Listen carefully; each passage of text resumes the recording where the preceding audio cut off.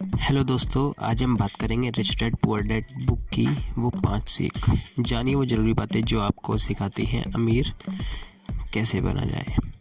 दुनिया भर में मशहूर और बेस्ट सेलर किताब रिच डैड पुअर डैड के बारे में बहुत सारे लोगों ने सुन रखा है। इसके किताब के बारे में आमतौर पर कहा जाता है, अगर आप अमीर बनना चाहते हैं तो सबसे पहले इस किताब को पढ़ना चाहिए। अमेरिकन बिजनेसमैन रॉबर्ट कियोसाकी ने इस किताब को 25 साल पहले लिखा था।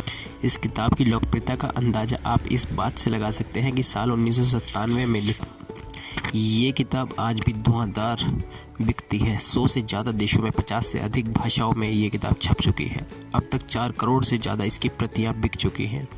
इस किताब में कियोसाकी ने 2 पिताओं के बारे में बात की है, एक वो अपने खुद के पिता के बारे में और दूसरे एक बेस्ट फ्रेंड के पिता के बारे में। कियोसाकी बताते हैं उनके पिताजी पीएचडी थे जो इस किताब में पुअर डैड हैं। दूसरे उनके बेस्ट फ्रेंड के पिताजी एक बिजनेसमैन हैं जो इस किताब में रिच डैड हैं। इस कहानी के जरिए कियोसाकी अमीर बनने की सोच को आगे बढ़ाते हैं। आइए जानते हैं इस किताब की 5 सिखाने वाली बातें जिनसे लाखों लोगों की ज़िंदगी बदली है।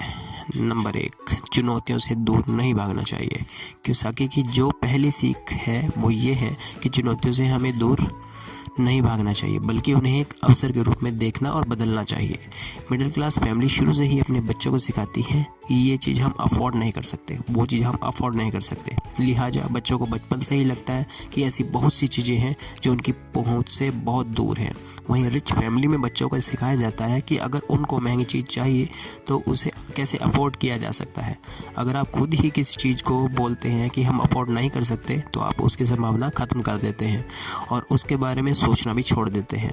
वहीं जब आप ऐसा सोचते हैं कि मैं इसे अफोर्ड करूं तो आपका दिमाग भी खुद को फोर्स करने लगता है, नए नए तरीके खोजने लगता है, रास्ते खोजने लगता है। लिहाजा आप खुद के लिए वेल्थ भी क्रिएट कर पाते हैं। नंबर 2, कमाने से ज़्यादा नेटवर्थ कितनी है ये ज़रूरी है। कियोसाकी बताते हैं उनके पिता भले ही पीएचडी थे लेकिन मंथ एंड में उनके पास ज़्यादा पैसे नहीं बचते थे।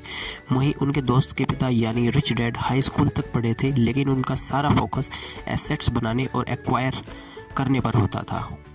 उसकी वो सारी जानकारी रखते थे। जैसे मान लीजिए आप 1 लाख रुपए महीना कमाते हैं और 5,000 रुपये बचाते हैं, वहीं दूसरा 50,000 रुपये कमाता है लेकिन आय का 20 से 30% बचाता है और एसेट्स बनाता है। लॉन्ग टर्म में 50,000 कमाने वाले के पास वेल्थ ज़्यादा होगा। मतलब कमाने से ज़्यादा ज़रूरी है बचाना और बचत से ज़्यादा ज़रूरी है वेल्थ क्रिएट करना। नंबर 3, रिस्क लेना ज़रूरी है। तीसरी बात ये किताब सिखाती है रिस्क लेना ज़रूरी है। मिडिल क्लास फैमिली बच्चों को रिस्क लेने से हमेशा हतोत्साहित डिस्करेज करती है।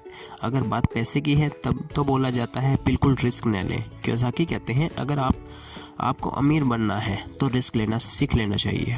अगर आप वेल्थ क्रिएट करना चाहते हैं तो कैलकुलेटेड रिस्क लेना चाहिए। धीरे धीरे आप रिस्क मैनेजमेंट सीख जाते हैं। बट मिडिल क्लास फैमिली में नुकसान झेलने की क्षमता कम होती है जबकि अमीर लोग घाटा भी झेल लेते हैं। अमीर लोग रिस्क लेकर गलतियां करते हैं, सीखते हैं और गलतियों को दोहराते नहीं हैं। नंबर 4, पर्सनल फाइनेंस में खुद को एजुकेट करना। कियोसाकी लिखते हैं हमें पर्सनल फाइनेंस के बारे में कम से कम 4 बेसिक बातें पता होनी चाहिए। बेसिक अकाउंटिंग, हम कंपनी के फाइनेंशियल स्टेटमेंट को पढ़ सकें, समझ सकें। नंबर 2, इन्वेस्टिंग से हम अपने पैसों को बढ़ा सकते हैं। नंबर 3, फाइनेंशियल मार्केट के बेसिक रूल्स पता होने चाहिए। नंबर 4, टैक्स से संबंधित बातें हमें जानना चाहिए ताकि हम जो पैसा कमा रहे हैं उसे बचा सकें। कई बार ऐसा होता है कि कुछ लोग अमीर होते हैं लेकिन धीरे धीरे अपना पैसा गंवा देते हैं। इसकी बड़ी वजह होती है फाइनेंशियल एजुकेशन की कमी। पॉइंट नंबर 5, खुद के लिए काम करें। कियोसाकी कहते हैं कि आप पूरा जीवन दूसरे के लिए काम करके यानी नौकरी करके वेल्थ क्रिएट नहीं कर सकते। एक कर्मचारी अपनी 1 महीने की मेहनत 1 महीने की सैलरी के लिए खर्च करता है, वहीं एम्प्लॉयर कर्मचारी को जितनी सैलरी देता है उससे कई गुना निकालने पर फोकस रखता है। लिहाजा नौकरी में आदमी जो कमाता है उसकी असल वैल्यू से हमेशा कम होता है।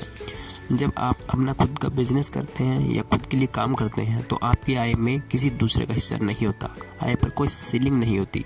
आप जितना कमाएंगे उतना ज़्यादा सेव कर पाएंगे, जितना सेव करेंगे उतना ज़्यादा एसेट्स एक्वायर कर पाएंगे और उतना ही ज़्यादा वेल्थ क्रिएट कर पाएंगे। जरूर नहीं है कि ये ऊपर लिखी सभी बातें आपके जीवन पर ही लागू होती हैं। समय, परिस्थिति और माहौल के हिसाब से चीज़ें अलग अलग हो सकती हैं। बस हम इस किताब से कुछ प्रेरणा ले सकते हैं जो हमें आगे बढ़ाने में मदद कर सके। वो 5 बातें जो rich dad poor dad book से ली गई हैं और आपके लिए बहुत मदद कर सकती हैं। अगर आपको वीडियो पसंद आई है तो ज़रूर लाइक करें और इसी टाइप की और वीडियोस आप चाहते हैं तो चैनल को ज़रूर सब्सक्राइब करें। Thank you very much.